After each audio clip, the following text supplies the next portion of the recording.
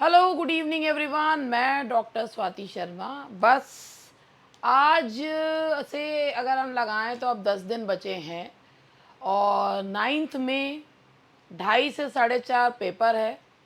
कल आ जाएगा कि कहाँ पर किसका एग्ज़ाम सेंटर वगैरह सब आ जाएगा। तो तैयार हैं? Clear concept is equal to selection. बस अब की बार तुम्हारी नैया पार हो जानी चाहिए। तो चलो बिना टाइम वेस्ट करे और जो है मैं स्टार्ट कर रही हूँ लास्ट आवर प्रिपरेशन। और ये रहा हमारे क्वेश्चंस। और चलो, इससे पहले वाली क्लास में मैंने एक साथ सारे जो है अवार्ड्स को ले लिया था। और अवार्ड्स जो है जो जितने राइटर्स के थे, कमला दास जी का, निसिम स्केल, मुल्कराज आनंद और हेमिंगवे, फॉकनर, ये सारे लिए थे। अगर नहीं देखा हो तो देख लीजिए, एक ही जगह पे सारे अवार्ड्स जो हैं वो आपको देखने को मिल जाएंगे। अब इसी तरीके से पहला क्वेश्चन आप लोगों की स्क्रीन पे दिख रहा है, अ thing of beauty is a joy for ever. ये लाइन कहाँ से ली गई है? और ये आप सभी को पता है, ये कीट्स की पोएम है और इसका नाम है Endymion. A thing of beauty is a joy for ever, last hour preparation है, that is Endymion. Paper number शायद ये 8 है या 9 है, पता नहीं मुझे कौन सा है। कौन सा नंबर का पेपर है ये? हैं? 10 हो गया? अभी देख लूंगी। In ode to a nightingale what does the poet want to escape into. Ode to a nightingale में पोएट वो जो है वो एस्केप होना चाहता है बर्ड की इमोर्टलिटी में, कि मैं भी तुम्हारी तरह इमोर्टल होना चाहता हूँ, चला जाना चाहता हूँ इस दुनिया से और इमोर्टल हो जाना चाहता हूँ तुम्हारी ही तरह, अमरता। Beauty is truth, truth beauty appears in which poem. सत्य ही सुंदर है, सुंदरता ही सत्य है। और ये है odd on a Grecian earn. देखते ही आंसर आ रहा है ना, तो बहुत बढ़िया है। What is the central tragedy in Isabella और the pot of basil. Isabella और द पॉट ऑफ बेसिल, इसके कई क्वेश्चंस मैं आप लोगों को करा चुकी हूँ, जैसे कि इसकी इस कहानी कहाँ से ली गई है, बोकैचियो से ली गई है। इसमें इजाबेल और द पॉट ऑफ बेसिल में जो इसमें एक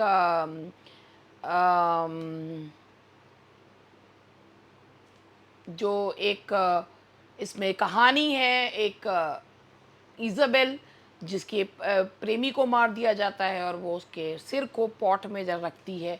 तो ये है, that is the murder. Central tragedy क्या है? The murder of Isabella's lover.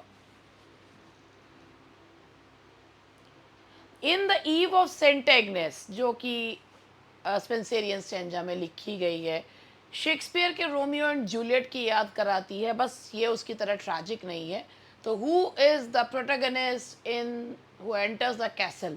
तो वो है, दैट इज़ पोफायरो। दैट इज़ पोफायरो, है ना भाई? वो पोफायरो है। और उसके बाद है आपका सीजन ऑफ मिस्ट एंड मेलो। सीजन ऑफ मिस्ट एंड मेलो जो है वो आपके इसमें fruitlessness, a fruitfulness is the opening to which poem? Season of mist and mellow, and that is ode to autumn. Ode to autumn. Which poem features a knight at arms who is found alone and palely loitering, and that is La Belle Dame sans Mercy. ये एक literary ballad है. That's a literary ballad. या secondary ballad भी कहा जाता है. Which mythological figure is the subject of ode to Psyche? Psyche का मतलब ही होता है सोल, आत्मा। क्यूपिड वाली कहानी है, ode to Psyche। On first looking into Chapman's Homer is the in which poetic form? Sonnet. That is a sonnet. On first looking into Chapman's Homer. What does the poet describe as a cold pastoral in Ode on a Grecian urn? The urn itself, a meadow, a shepherd's flute, the marble figures. Cold pastoral जो कहा है, ये metaphor जो use किया है वो earn के लिए यूज़ करा है, that is the urn. In Lamia what is the true the nature of the title character? Lamia और the serpent woman. Serpent women जो है वो कहा गया है। Which poem is unfinished and focuses on the overthrow of the Titans? देखो भाई दो हैं, एक है हाइपीरियन और एक है द फॉल ऑफ हाइपीरियन। दोनों ही पोएम अधूरी छोड़ दी थी। मिल्टन के पैराडाइज लॉस्ट से प्रभावित होकर लिखा था और इसमें जो है वो छोड़ा था इसमें कि because they have too many Miltonic inversions. तो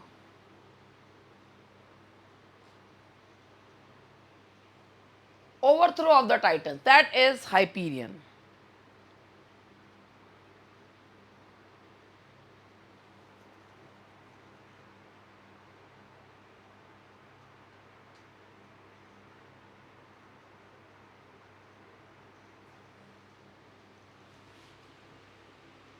Hyperion.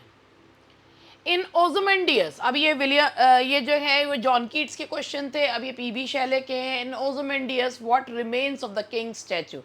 I am Ozymandias the kings of the king. और ये है कुछ नहीं रह जाता मरने के बाद जो है ना, जब कितने ही स्टैचूज बना लो सब सदियों, कुछ साल बाद लोग याद नहीं रखते, two vast and trunkless legs रह जाते हैं। O wild west wind thou breath of autumn's being, ये किस में कहा गया? ये बहुत ही सुंदर सी लाइन्स हैं पीबी शैले की ode to the west wind की, जिसमें उसे प्रिजर्वर और डिस्ट्रॉयर भी कहा गया है। Ode to the west wind. सारे क्वेश्चन के जवाब फटाक फटाक दो। Hail to thee blithe spirit bird thou never wert, ये कौन है? That is skylark, that is skylark. ये सारे के सारे जितने भी पोएट्स हैं ना रोमांटिक एज के, ये बर्ड्स और इनसे बड़े प्रभावित थे। Which poem is an elegy for the death of John Keats? That is Adonais. Pastoral elegy है, that's a pastoral elegy, Spenserian stanza में लिखी हुई। द मास्क ऑफ अनाकी was written in response to which event? The French Revolution, the Peterloo Massacre, the Battle of Waterloo, the execution of King Charles I, and that is the Peterloo Massacre. The answer is B. What does the speaker claim to bring in the cloud? Fresh showers for the thirsting flowers, fire from the sun, peace for the weary, dark nights for the prayer. The cloud का है fresh showers for the thirsting flowers. A. Which poem is subtitled a philosophical poem with notes? And that is इनकी जो बिल्कुल जिसे कहना चाहिए एक अपनी जो है शुरुआत की पोएम थी, दैट वाज जो बाद में इन्होंने इसको दोबारा से भी पब्लिश करा था, that is queen map. That is queen map. ये बहुत ही चाइल्डिश सी पोएम है इनकी, कच्ची पक्की सी। Hymn to intellectual beauty explores the poet's search for ideal beauty है वैसे ही है, लेकिन इसमें है the invisible spirit of beauty, that is invisible spirit of beauty. एपिप्सिडियन, एपिप्सिडियन जो है जो कि प्लेटोनिक लव पर आधारित पोएम है, it is address to a countess थी Emilia Viviani, that is Emilia Viviani. Which poem is a narrative about the spirit of solitude? And that is Alastor. और अलास्टर का सबटाइटल भी यही है, अलास्टर और the spirit of solitude. I arise from dreams of thee is an opening line of which poem? One word is too often profane. The Indian Serenade, the cloud, या stanzas written in dejection. Serenade जो होता है वो evening song को कहा जाता है, और ये इसमें जो है एक ना इसका भी एंटी क्लाइमेक्स का भी एग्जांपल है, आई डाई आई फॉल करके है।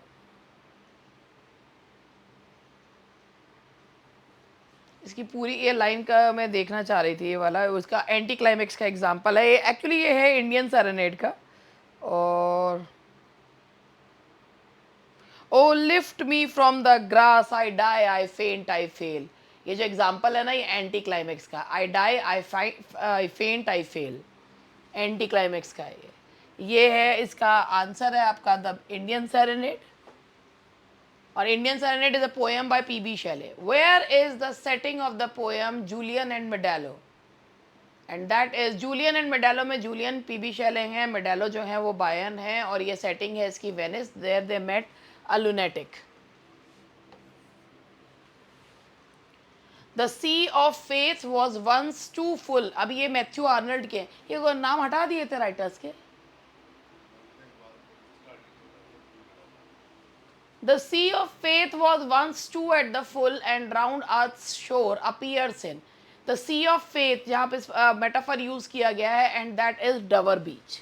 The answer is C, Dover beach.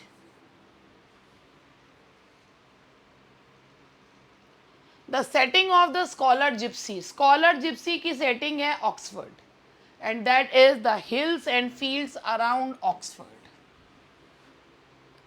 थायरसिस is an elegy written for which fellow poet, ये भी एक पेस्टोरल एलिजी, और ये अपने उन्होंने दोस्त के लिए लिखी थी, आर्थर यू क्लो के लिए, that is a. In the forsaken merman, ये इनकी बहुत ही प्यारी सी पोएम है जिसमें एक मरमैन है, और वो जो है जब अपनी एक ह्यूमन वाइफ के साथ बहुत अच्छे से रह रहा है आराम से, एक दिन उसकी वाइफ को चर्च के घंटों की आवाज़ आती है, और फिर वो अपने बच्चों को और अपने पति को छोड़कर चली जाती है। तो यहाँ पर वो रोज़ अपनी पत्नी का इंतज़ार करता है, और ये है forsaken woman. The answer is C, his human wife Margaret. Which poem was written to commemorate the poet's father Arnold? Poets मतलब मैथ्यू आर्नल्ड ने अपने पिता के लिए कौन सी लाइन, कौन सी एलिजी लिखी थी, and that was Rugby chapel, क्योंकि वो वहाँ के हेडमास्टर थे, Rugby chapel. The tragic story of a father inadvertently killing his son is told in, ये शाहनामा से कहानी ली गई है पर्शियन पोएट के Sohrab and Rustam. In the poem Shakespeare, what does Arnold praise about the playwright? Self-taught, self-schooled, self-contained and objective. The answer is B. Stanzas from the Grand Chartreuse reflects on the poets. Stanzas from the Grand Chartreuse जो है वो है that is religious doubt and isolation. Religious doubt and isolation को बताती हुई poem है। Memorial verses is written as a tribute to, memorial verses में उन्होंने ट्रिब्यूट दी है वर्ड्सवर्थ, बायन और गोथे, तीनों को दी है। O Rotha keep the grass fresh, that is D. Isolation to Margaret focuses on the theme of, ये मैथ्यू आर्नल्ड की पोएम है, और ये है ह्यूमन सेपरेशन पर आधारित है। It is based on human separation.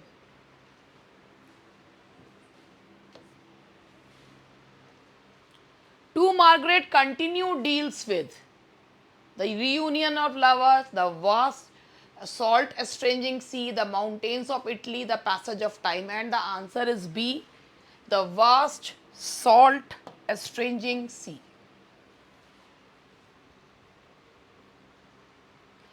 A summer night contrast, summer night जो मैथ्यू आर्नल्ड की पोएम है, what does it contrast? It contrasts freedom and confinement. Summer Night is a poem by Matthew Arnold.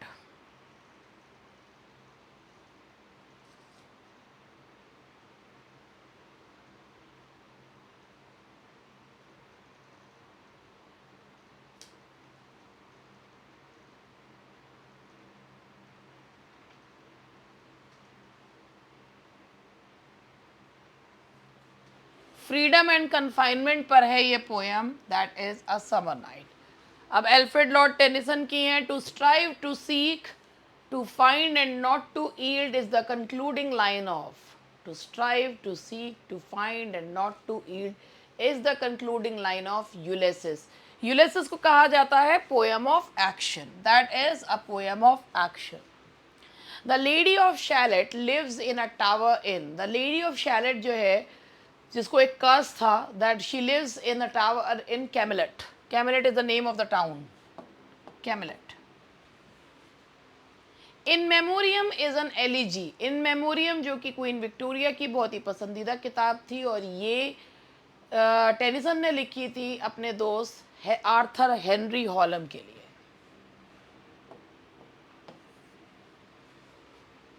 Which poem commemorates the British cavalry's ill-fated charge in the Crimean War, and that is the Charge of the Light Brigade। छोटी सी जो है वो एक army का cavalry का वो दिखाया है इसमें। Sunset and evening star and one clear call for me, जो कि इनकी लास्ट पोएम जो है कहा, वैसे ड्रीमर है उनकी लास्ट पोएम, लेकिन sunset and evening star and one clear call for me ये है उनकी पोएम क्रॉसिंग द बार से। That is crossing the bar. Which poem depicts sailors who eat a fruit that makes them lose the desire to return home and they don't want to do anything? ये poem of inaction है, Ulysses की sister poem है, and that is the lotus eaters। The lotus eaters. Tithonus जो है, जो कि एक ये भी एक ड्रामेटिक मोनोलॉग है। It is the story of, इसमें टिथोनस जो है वो उसको इटर्नल लाइफ तो मिल जाती है but he is deprived of eternal youth.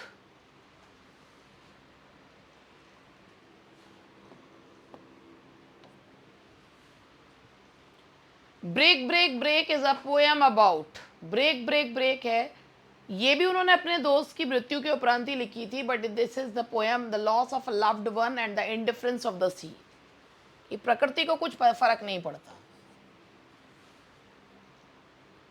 The princess is primarily about, जो प्रिंसेस पोएम है इट इज अबाउट ये विमेन एजुकेशन, और प्रिंसेस इडा की कहानी है, जो कि एक उनकी यूनिवर्सिटी है और जिसमें लड़के जो हैं वो आ जाते हैं रूप बदल के।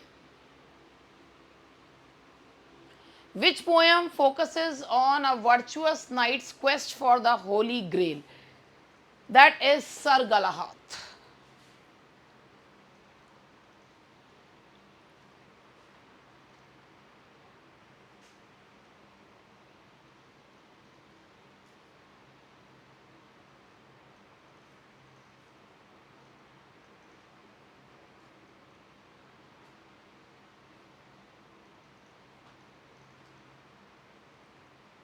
Vision of the holy grail ये इसी का है। और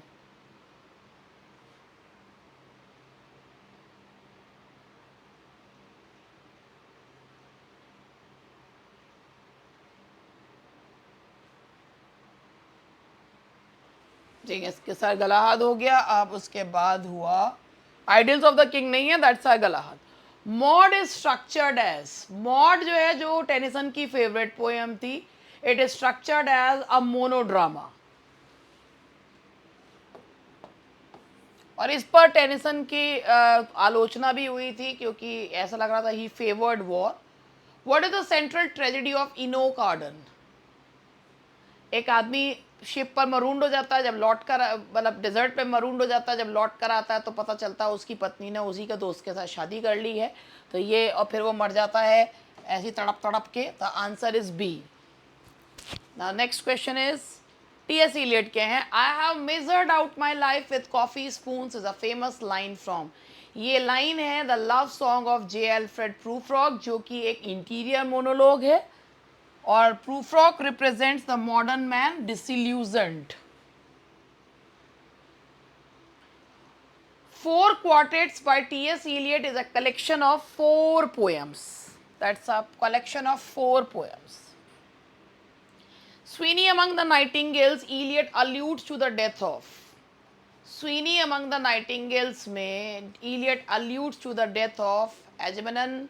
The answer is B, Agamemnon.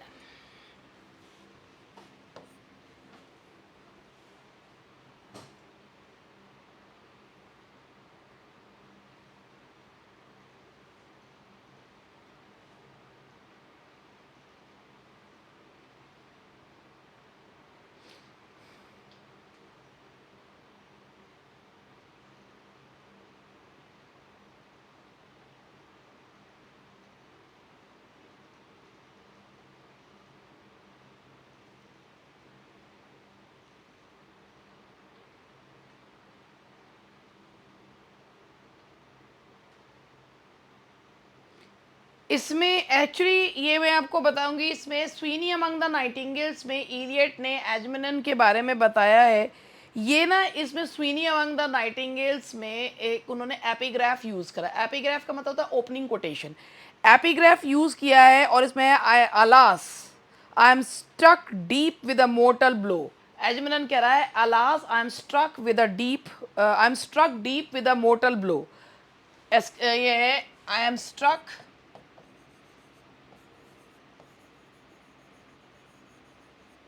with a deep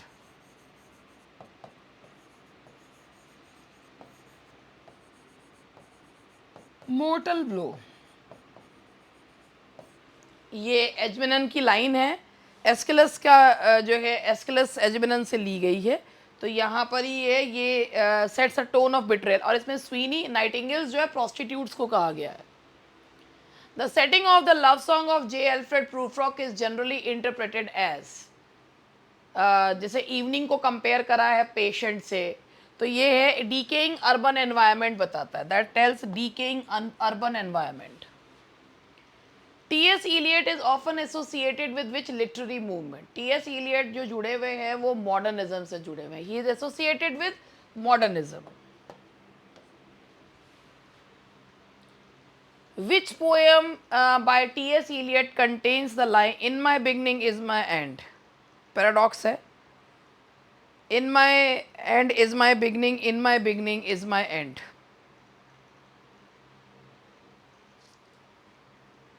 east Coker से ली गई है, 4 क्वार्टेट्स का पार्ट है ये। ईस्ट कोकर से ली गई है। In my beginning is my end, in my end is my beginning. Paradoxical line है, 4 क्वार्टेट्स के ईस्ट कोकर से ली गई है।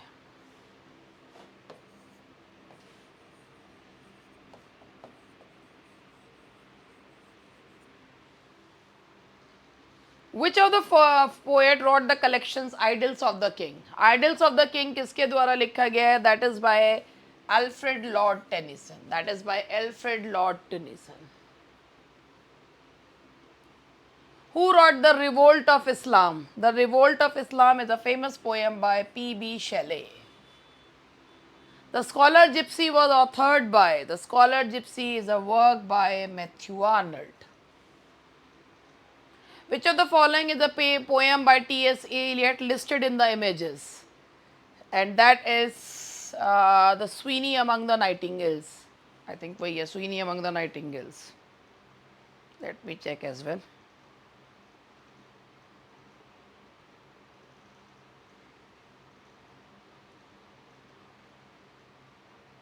Yes, that is Sweeney Among the Nightingales। Which poet wrote La Belle Dame Sans Mercy? John Keats। Which work by Tennyson is set in Timbuktu? Timbuktu उनकी poem है। It is set in Timbuktu। The answer is C। तो ये हुए हमारे ये वाले questions. तो भाई 60 क्वेश्चंस हो गए हैं। वन शॉट रिवीजन है आपका।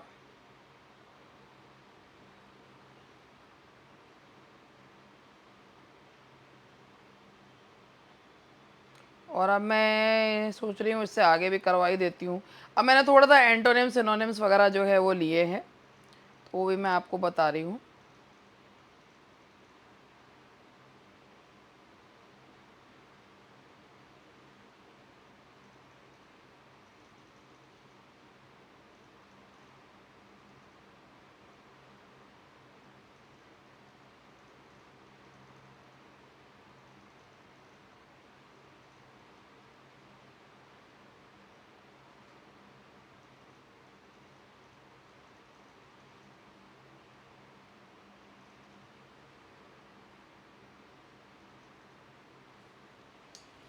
नेक्स्ट है आपका, ये थोड़ा सा मैंने यहाँ पर जो है वो सिनोनिम्स वगैरह लिए हैं, मतलब वो कैप के क्वेश्चन हैं, ज़्यादा नहीं है, थोड़े से ही हैं, तो ये भी करवा ही देती हूँ।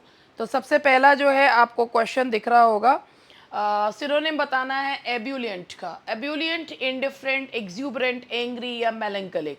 तो सबसे पहले एब्यूलियंट का मीनिंग समझते हैं। एब्यूलियंट का मतलब जोश से भरा हुआ, फुर्तीला, प्रफुल्लित, हाई एनर्जी, चीयरफुल। और चीयरफुलनेस जो होता है तो उसका क्या होगा आपका? That is exuberant. The answer synonym बताने हैं, that is exuberant. Pernicious, perni but नशा तो पर्नीशियस है, यानी कि पर्नीशियस का मतलब होता है हानिकारक, घातक, पर नशा तो हानिकारक है, तो हानिकारक को बोला जाता है and that is destructive, that is destructive. लैक्रीमोज, लैक्रीमोज का मतलब होता है जो हर समय रोते रहे, प्याज से जो लैक्रीमोज जो है रोता ही रहे, आंसू ही आते रहे जैसे हर समय उस व्यक्ति के, तो that is B tearful.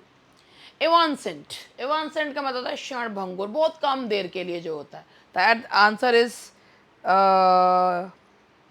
Quickly fading और डिसअपियरिंग है, that is fleeting, the answer is B. Nefarious, nefarious का मतलब होता है अति दुष्ट, बहुत ही ज़्यादा जो दुष्ट प्राणी होता है ना, that is nefarious and that is wicked, answer is a, wicked. Tacit, tacit का मतलब होता है कि जो किसी चीज़ में अंतर्निहित होता है, जिसे कहना चाहिए अंडरस्टूड, जो समझ लिया जाए, दैट इज अंडरस्टूड होता है and that is implied, the answer is implied.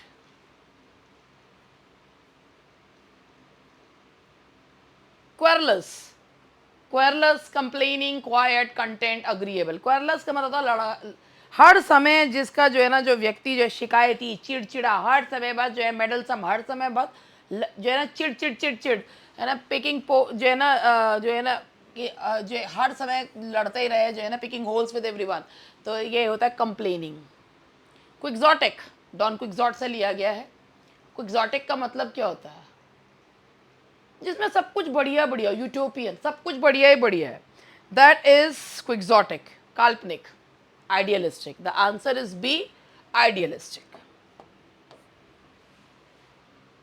Antonyms हैं आपके, ये एंटोनिम्स बताना है। कैंडिड का मीनिंग होता है स्पष्ट, तो उसका ऑपोजिट क्या होगा? कैंडिड इज स्पष्ट एंड दैट इज ट्रूथ या स्ट्रेट फॉरवर्ड, तो इसका ऑपोजिट होगा डिसेप्टिव।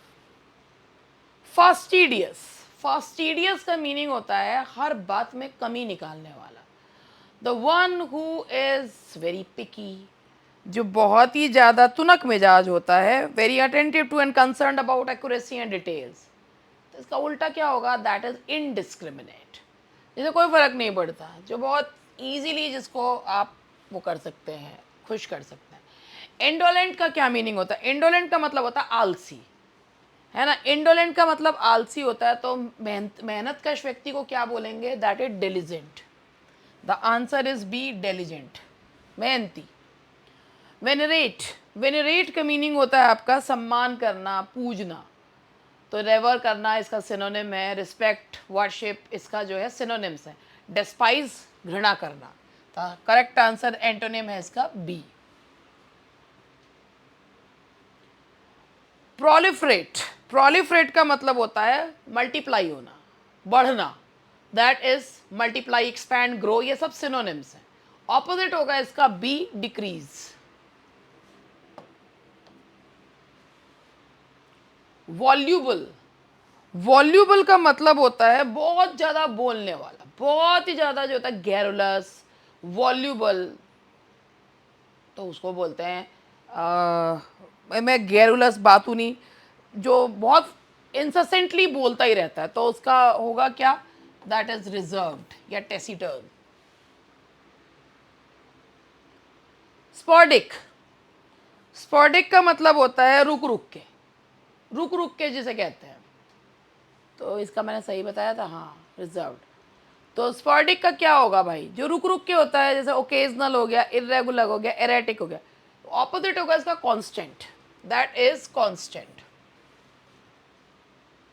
ऑस्टेंटेशियस, ऑस्टेंटेशियस का मतलब होता है शो ऑफ, दिखावा, वल्गर जो है show off things, wealth and anything, showy, flashy, pretentious, ये सब सिनोनिम्स है।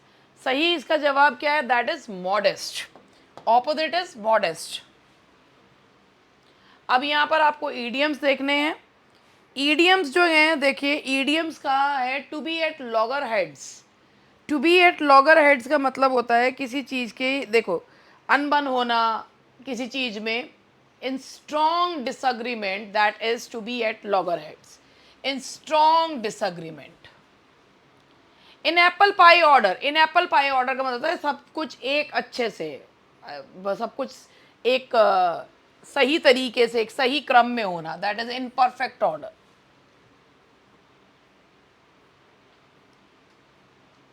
To leave in the lurch, to leave in the lurch का मतलब होता है किसी को ना मुसीबत के समय अकेले छोड़ के भाग जाना, जो आजकल के लोगों की सबसे बड़ी खूबी होती है ये. And that is to abandon somebody in difficulty. To play to the gallery means to act for popular approval, to ignore the audience, to perform poorly, to rehearse a play. To play to the gallery का मतलब होता है कि सस्ती लोकप्रियता पाने के लिए कोई काम करना. To act for popular approval, सस्ती लोकप्रियता पाने के लिए वो काम करना, ऐसा हर वो काम करना जो सस्ती लोकप्रियता फटाक से दिलवाए. A bolt from the blue is, bolt from the blue का मतलब होता है अचानक से आने वाली मुसीबत. And that is B an unexpected disaster, an unexpected disaster. To cry wolf means भेड़िया आया, भेड़िया आया. टू रेज फॉल्स अलार्म्स, झूठ बोलते रहना तब सच्ची में भेड़िया जाता है, फिर कोई मदद नहीं करता. Bite the bullet implies, bite the bullet अपने आप में ही बोलता हुआ है कि परेशानी वाली स्थिति को भी हैंडल करना, पेनफुल सिचुएशन को एंड्योर करना. Turn a blind eye means to look carefully, to pretend not to see, अनदेखा कर देना, हमें कोई फर्क नहीं पड़ता, कुछ भी हो रहा है की फर्क पैंदा है. टू प्रिटेंड नॉट टू सी. अब ये वन वर्ड्स हैं. एन एरर इन क्रोनोलॉजी, गलत मतलब जैसे जूलियस सीजर में घड़ी के बारे में बताया गया, उस समय तक घड़ी इन्वेंट ही नहीं हुई थी, तो इसे जो एरर इन टाइम होता है उसे क्या कहते हैं, anachronism. That is anachronism. A person who acts against established religion और tradition, a person who acts against established religion or tradition. Iconoclast का मतलब होता है image breaker, the one who doesn't believe in established religion or tradition, acts against. A person who is indifferent to art and culture, जिस पे कोई art या culture का कोई फर्क नहीं पड़ता, that is Philistine. The answer is Philistine. An inscription on a tombstone, शिलालेख, एपिथैप. एपिथैप शिलालेख होता है, एपिथैट एडजेक्टिव होता है, एपिग्राफ ओपनिंग कोटेशन होती है. The act of talking to oneself, खुद से बात करना, दैट इज सॉलिलोक्वी. मोनोलॉग नहीं होता, मोनोलॉग का मतलब तो ये होता है कोई कम से कम सुनने वाला तो होगा. सॉलिलोक्वी का मतलब होता है कि स्वयं से ही बात करना, although it is meant for the audience, but soliloquy का यही होता है, सोलो लोक्वा. Existing everywhere at the same time, ubiquitous, omnipotent, omniscient या एब्सेंट, एंड दैट इज सर्वव्यापी, यूबिक्विटस. सर्वव्यापी is ubiquitous.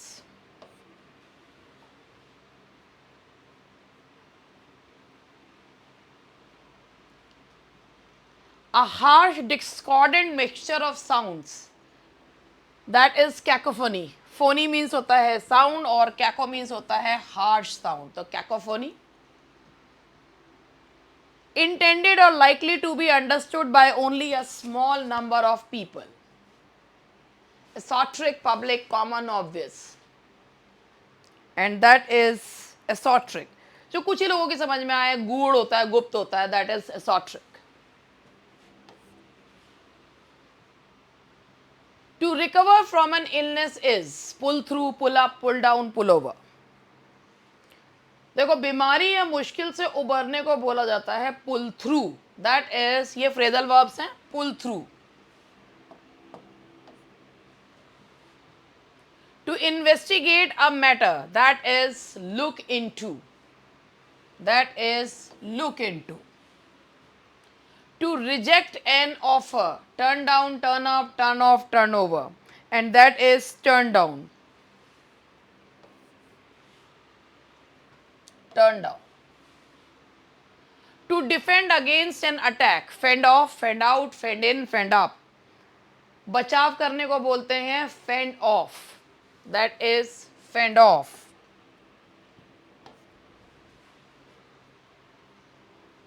To review, revise knowledge, brush up. That is brush up. अपने मन के दांतों पे ब्रश कर लो. To understand, ये decipher. To understand or decipher, and that is make out. Make out. And the last question for today, to suppress or stop something by force, and that is crack down. Crack down. भले ही इसके सबके ए हों, सख्त कार्रवाई करना, किसी पे रोक देना. तो आज हमने टोटल क्वेश्चन करे हैं 99. 60 जो हैं वो लिटरेचर के थे और 39 जो हैं वो वोकैब के ही थे. ग्रामर वाले मेरे इसमें से हटा दिए थे. तो 99 क्वेश्चंस करे हैं 36 मिनट्स में. तो ये मेरा रैपिड फायर राउंड था. आई होप कि इससे आपको हेल्प मिले. दैट्स ऑल फॉर टुडे और बाय बाय.